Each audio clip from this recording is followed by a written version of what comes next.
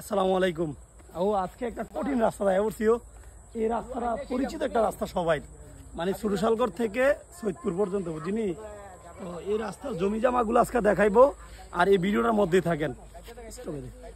তো দেখেন এই রাস্তাটা, মানে এত সুন্দর একটা রাস্তা। এটা পাত্রের জমির মাঝখান দিয়ে রাস্তাটা গেছে, মানে চতুর্পাশে শুধু জমি আর জমি, সবুজ জমি, মানে ধানে ভরা। মাশাল্লাহ কত সুন্দর দেখছেন জমিগুলা।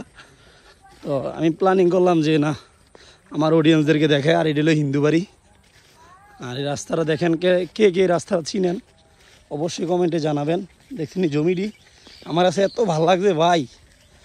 তো এই জন্য ভাবলাম যে না, আমার অডিয়েন্সদেরকে একটু এই ভিডিওটা দেই, আল্লাহর প্রকৃতিটা একটু দেখাই। দেখছেন ভাই, অস্থির জমিগুলা, মানে কি বলবো আপনাদেরকে, চমৎকার। ওই আমার দুইটা মিস্ত্রি একটা দেখিতেছে। ইলিয়াস, কেমন লাগতেছে আজকের অবস্থাটা?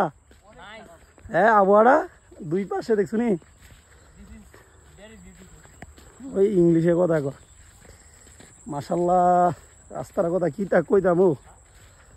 চতুর্পাশে গাছ আর গাছ, আর এই মাঝখানে জমি, আর মাঝখানে এটা রাস্তা গেছে।